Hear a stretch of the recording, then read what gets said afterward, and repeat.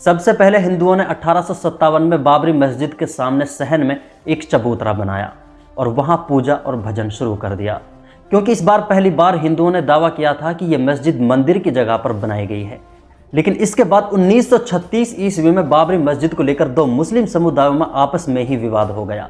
यह विवाद मुसलमानों में शिया और सुन्नियों के बीच था। दोनों मुस्लिम फिरके बाबरी मस्जिद पर अपना अपना हक जताने लगे, लेकिन बाद में यह पता चला कि जिला कलेक्टर नायर और सिटी मजिस्ट्रेट गुरुदत्त सिंह दोनों आरएसएस से जुड़े हुए थे। उम्मीद है आज की तारीख आपको ज़रूर याद होगी, अगर नहीं है तो ज़रूर याद रखिएगा, क्योंकि आज हिंदुस्तान के इतिहास का एक बड़ा दिन है। आज उत्तर प्रदेश के अयोध्या में राम मंदिर का उद्घाटन किया जा रहा है। लेकिन इसके साथ हम आपको इस इमारत से पहली इमारत, जिसे बाबरी मस्जिद के नाम से जाना जाता है, उसके इतिहास, उसकी तारीख के बारे में बात करते हैं। बहुत से लोगों को ये गलत फहमी है कि बाबरी मस्जिद को ज़हीरुद्दीन मोहम्मद बाबर ने तामीर कराया था, यानी जो मुग़ल हुकूमत के बादशाह थे और जिसने मुग़ल हुकूमत की बुनियाद रखी थी, उसने बाबरी मस्जिद को तामीर कराया था। लेकिन ऐसा बिल्कुल नहीं है। बाबरी मस्जिद को ज़हीरुद्दीन मोहम्मद बाबर के एक कमांडर मीर बाकी ने तामीर कराया था। सन 1531 ईस्वी में बाबरी मस्जिद की तामीर का काम ख़त्म हुआ और बाबरी मस्जिद बनकर तैयार हुई। इस मस्जिद के ऊपर 3 गुंबद बनाए गए थे, जिनमें से दरमियानी गुंबद यानी बीच वाला गुंबद सबसे बड़ा था और इसके आसपास के दोनों गुंबद कुछ छोटे थे। इस पूरी मस्जिद को पत्थरों से तामीर किया गया था। इस मस्जिद के आगे एक सहन रखा गया जिसे पत्थरों से ही तामीर किया गया था। इस सहन में वज़ू के लिए और पानी की सहूलत के लिए एक कुआं खोदा गया था और गुंबदों को छोटी छोटी ईंटों से तामीर कराया गया था और इन पर चूने का प्लस्तर किया गया था। मस्जिद को ठंडा करने के लिए छत को बुलंद यानी ऊंचा किया गया था।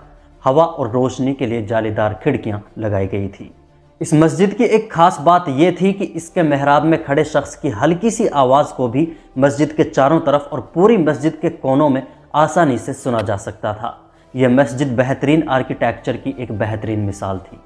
सबसे पहले हिंदुओं ने 1857 में बाबरी मस्जिद के सामने सहन में एक चबूतरा बनाया और वहां पूजा और भजन शुरू कर दिया, क्योंकि इस बार पहली बार हिंदुओं ने दावा किया था कि यह मस्जिद मंदिर की जगह पर बनाई गई है। इसी के बाद यहाँ हिंदू मुसलमानों के बीच लड़ाई और झगड़े और विवाद शुरू हो गए। यहाँ के हालात को बेहतर करने के लिए और आपसी रंजिशों को ख़त्म करने के लिए प्रशासन ने चबूतरे और मस्जिद के बीच एक दीवार बनाई। मस्जिद का हिस्सा एक तरफ और जिस जगह हिंदुओं ने एक चबूतरा बनाया और जिस जगह ये पूजा और भजन किया करते थे, उस जगह को एक तरफ कर दिया गया और इन दोनों हिस्सों को डिवाइड कर दिया गया। लेकिन इसके बाद भी मुश्किल ये थी कि इन दोनों के लिए मुख्य दरवाज़ा एक ही था और इस बीच मुसलमान पक्ष के लोग थानों में शिकायत देते रहे कि उन्हें हिंदुओं की तरफ से परेशान किया जा रहा है और नमाज पढ़ते वक्त उन्हें जानबूझकर डिस्टर्ब किया जाता है।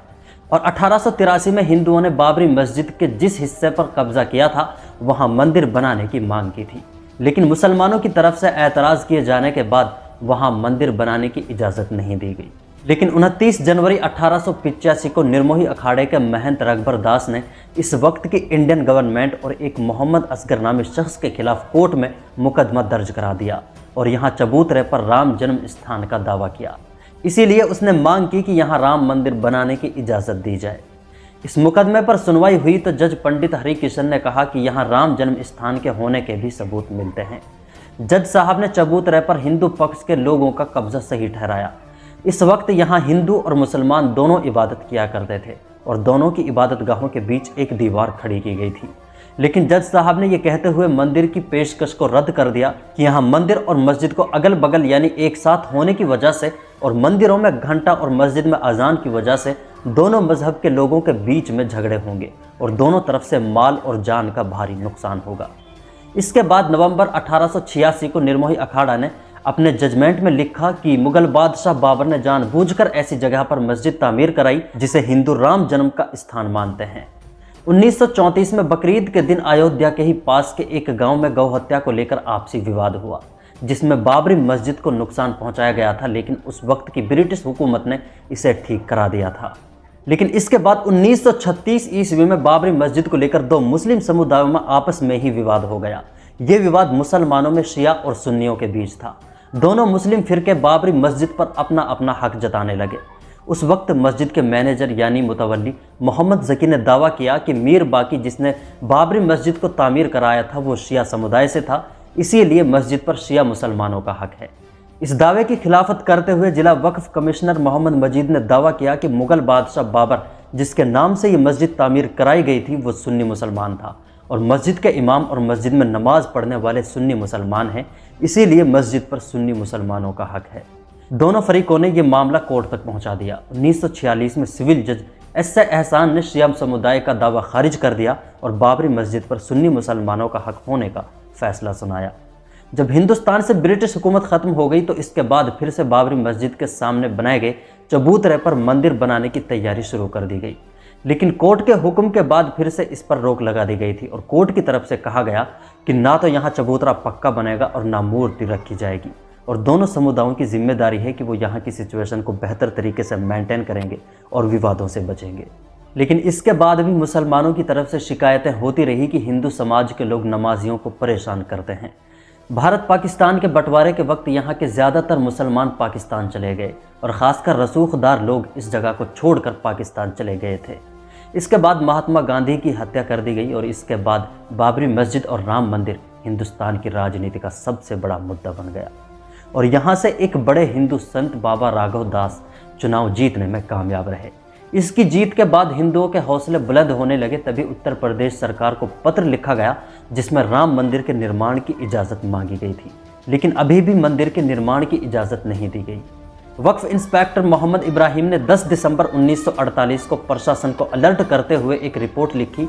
मोहम्मद इब्राहिम ने लिखा कि हिंदू वैरागी वहाँ मस्जिद के सामने तमाम कब्रों मज़ारों को साफ करके रामायण पाठ कर रहे हैं और वे जबरन मस्जिद पर कब्जा कर रहे हैं। अब मस्जिद में सिर्फ जुमा की नमाज हो पाती है। हिंदुओं की भीड़ लाठी फरसा वगैरह लेकर इकट्ठा हो रही है। ये विवाद और ज़्यादा गहरा होता चला गया। मस्जिद के सामने से कब्रिस्तान को साफ कर दिया गया और वहाँ यज्ञ और रामायण पाठ शुरू कर दिया गया, जिसमें अच्छी खासी भीड़ भी जमा होती थी। विवाद बढ़ता हुआ देखकर वहाँ एक पुलिस चौकी बना दी गई और इसकी हिफाजत के लिए पैरामिलिट्री फोर्स तैनात कर दी गई और पीएसी भी लगा दी गई।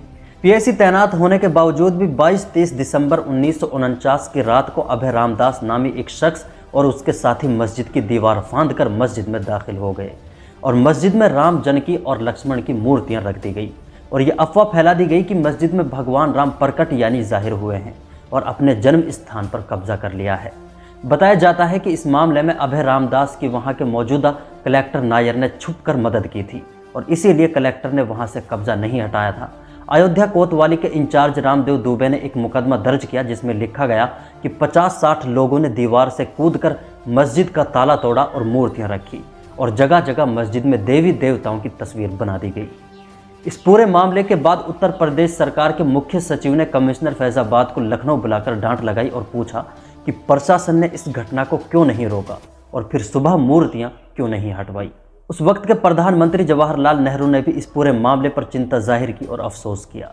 इसके बाद वहां तैनात कलेक्टर नायर ने बागी तेवर में लिखा कि वो और जिला पुलिस कप्तान मूर्ति हटाने से बिल्कुल भी सहमत नहीं है और अगर सरकार किसी कीमत पर ऐसा करना ही चाहती है तो पहले उन्हें वहां से हटाकर दूसरा अफसर तैनात कर दें।